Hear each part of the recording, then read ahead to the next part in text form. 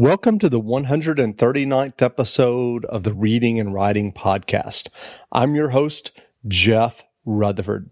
Stay tuned for my interview with New York Times bestselling author of the Wimpy Kid series, Jeff Kinney.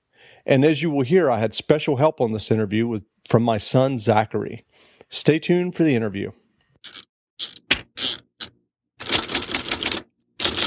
Welcome back to the Reading and Writing Podcast. My guest today is Jeff Kinney, author of the best-selling Diary of a Wimpy Kid books. The books have found a very large and very loyal audience, and to date, there have been 3 successful Diary of a Wimpy Kid movies as well. Jeff Kinney, welcome to the podcast. Thank you very much for having me. Sure. Well, your latest book, Diary of a Wimpy Kid, Hard Luck, is in bookstores today. So for those listeners and readers who weren't at the bookstore this morning when it opened, can you give them a sense of what Greg Heffley and the gang is up to in your new book? Sure. In this book, Hard Luck, Greg is he's on his own for the first time. He's a loner. He's without his best friend, Raleigh Jefferson, who now has a girlfriend. So Greg is looking at his life and the decisions he's made and where they've got him, and he ultimately decides to turn his life over to fate and to let fate make decisions for him. Okay. Well, Sadie wants to know if the Diary of a Wimpy Kid stories are based on your own life, and did you ever want to be a rock and roll star when you were a kid? That's great. I think that there's a lot of my childhood DNA in these stories. I'm not going to say they're strictly autobiographical, but there are a lot of real life events that inspired the jokes and the humor in my books. Sure. And as far as a rock star, no, that's not what I wanted for myself, but I do enjoy some karaoke from time to time. Great. Well, Brady wants to know if there will be any new characters in your new book, Hard Luck. Let's see. There is, I think that, there are some kids, some bad kids named the Mingo kids who live in the woods near Greg's house. And they are brand new to the story. Great. Well, Jesse wanted to know if Rodricks' band gets famous. I think Rodricks' band already is famous. Yeah. You've seen Loaded Diaper in movies, so I think he's already made it. True. He just doesn't know it. Well, Jesse also wanted to know if you could make another character. Have you ever thought about what that would be? That's a good question. I've thought from time to time about having a girlfriend for Greg, but I'm not exactly sure what that would look like, or what she would look like, or how she would behave. So I need to think about that more, but I think one day that could happen. Great. Well, do you think of Diary of Wimpy Kid books to be graphic novels? I think of them as cartoons inside of books. The DNA of my books is in comic strips, and they're just sort of comic strips unbound. So I think that I'm not sure exactly what I'd call it, and I'd leave that debate up to somebody else. Sure. Well, you just mentioned that they, have this kind of genesis as cartoon strips.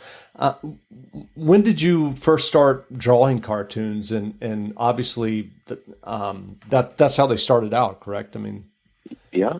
Well, I became a comic. I became a cartoonist in college, and in about 1989, I developed a comic strip called Ig Doof at Villanova University, and then I took him with me to Maryland when I transferred, and wrote for about 3 years, or 3 more years. So that's where it all started out, and then when I couldn't break into newspaper cartooning the way I had hoped to, I tried a different path, and luckily it stuck. And what was that different path? Was it the books, or did it start out as an online comic? It started off as an online book, so it looked very similar to what my final book ended up being. Gotcha. Gotcha. And so what is your creative process like when you're working on one of the Diary of a Wimpy Kid books? Do you draw the cartoons first as you're thinking about the plot, or are you also, writing the prose as well? How does that process work for you? It starts with the jokes for me. I usually, take a lot of time and write down tons of jokes, and then I try to figure out which ones are the best ones to use. I need about 350 to 375 good jokes to make a good book, and then I'll take all those ideas and see if I can string them together into some sort of plot. Interesting. And what has been your involvement with the movies, and what do you think of the movies? The movies have been a lot of fun. My involvement as an author was on the high end as far as in terms of total involvement. I was there on set for about half of each filming, and I contributed in lots of different ways, including to add my thoughts to the casting process and some other things like that. So it really was an enriching experience for me. I thought the movies were fun, and they added emotional content to the stories that aren't really in my books. Sure. And are there plans for another movie at this point? There aren't plans for another live action movie, but there are plans for an animated holiday special, and maybe more specials beyond that. Oh, that's interesting. And would that be on TV, or is it too early to say? That would be on TV. That's the plan. That's great. That's great. So when you're talking to your readers and to your audience, do you have suggestions for them on writing or drawing or cartooning in terms of, if they're interested in that and would like to, one day maybe write their own stories, write their own jokes, draw their own comics? What kind of advice would you offer those young aspiring writers or cartoonists? I'd recommend that they develop their talent over time and give themselves time to become skilled. If you're talking about playing basketball or becoming a dancer or anything like that, you have to put in a certain amount of time to become an expert at it. And the same goes with writing. I think that you really should take a lot of time, maybe up to, say, 10 years, to really become good at it, because it's not likely that the first thing that you come up with will be good enough for publication. Great. And at this point, do you have a favorite Diary of a Wimpy Kid book, or is it always the one that you just finished? I think it is always the one I just finished, but I'll always have a special feeling about the Red book, because the first book was the one, that before that I hadn't had any success as a published author or cartoonist, and that's what broke it open for me. Sure. And as I mentioned at the beginning, I mean, obviously you're a best-selling writer. I think the number now is 115 million books in print when this book is published today. Has that sunken in at this point? It's neat. I was excited to get to that 100 million mark. I was that's a number that was very meaningful to me, and I'm very excited that 5 years into my writing career that I've gotten past that, but it also is very it's humbling, because if you look at the other books that have more than 100 million in print, they're really big brands like Clifford the Big Red Dog and Winnie the Pooh and other books like that, and they're, it's like, I'm sure that the authors of those books thought, okay, well, my next idea will be just as big. But even somebody like J.K. Rowling, who is a genius storyteller, it's not likely that she'll ever create another phenomenon. And so, just by the odds, you don't see an author's name on more than one series on that list. Sure. Have you had time to think beyond the new book, Hard Luck, which is in bookstores today? Have you started thinking about what you're going to work on next? I have. I think I just have just one joke for my next book, and it's I have a long way to go. But I saw that a neighbor recently, their kid is like 8 or 9 years old now, but they just put out their plastic potty seat and the diaper genie and things like that from when the kid was much younger, and I think that's just hilarious that the parents don't see that might be embarrassing for the kids.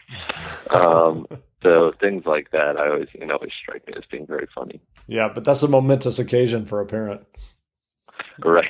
Yeah, I agree. I remember that from our own family. Right. I think I actually took a photo and like overshared on Facebook. Those annoying people. Great. So, do you remember when you originally had the idea for Diary of a Wimpy Kid? Do you remember how it started for you in the beginning, or was it just something that kind of came to you over time? It was something that it kind of came to me all at once when I realized that I couldn't draw the way that I needed to for publication. For cartoon publication, for syndication. So I realized that I didn't have what it took, and I could only draw like a kid. So I decided to embrace that and draw like a kid on purpose. And what do you mean exactly that you feel like you didn't? Was it just a matter of kind of technical accomplishment of drawing? Is that what you're kind of referring to? Yeah, I could write pretty well. In fact, I felt like my writing was strong, but I didn't. But I knew that my illustrations were not, and it was pretty plain to me that that everybody else could draw. Everybody who was syndicated was at a completely different level. I just couldn't make my pen do what other cartoonists could do. So I eventually just embraced that. Sure. When you first started trying to go after a syndicated comic strip kind of career, or had thoughts about that, were there biographies, or were there successful cartoonists that you read about and wanted to possibly model your career on? Was there anything there that kind of motivated you? Well, I had wanted to become a part of that brotherhood or brother and sisterhood of cartoonists that was a part of my childhood, like Calvin and Hobbes and The Far Side and maybe Big Nate and some others. But and so those were the people that I wanted to be like, and that I wanted to, whose company I wanted to enjoy. But it didn't happen for me in the way that I had hoped. Sure. Well, I'm sure that you lead a very busy life, but I'm curious, are there other middle grade or young adult authors or writers or cartoonists that you have a chance to read? Anybody that you would mention that people should look out for? Yeah, I actually just did a tour, or not a tour, but a charity event with 3 people whose books I admire. And one was Dave Pilkey, who does Captain Underpants, which is for a little bit of a younger set than mine, but it's really sharp comedy writing.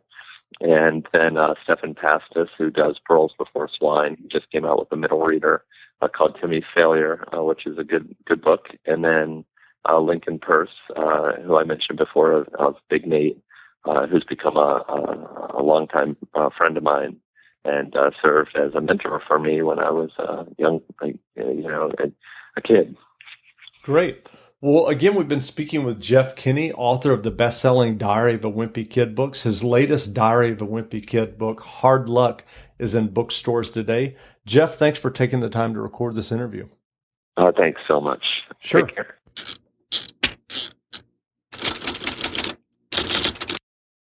There used to be one kind of calculator, one that added, subtracted, multiplied, and divided. Now on the Home Depot app, we have project calculators for everything. tile calculators, countertop calculators, moving calculators, mulch calculators, air conditioning calculators, wallpaper calculators, grass seed calculators, installation calculators, decking calculators, paint calculators, drywall calculators, and fencing calculators to take the guesswork out of your home improvement projects. The Home Depot app. How doers get more done.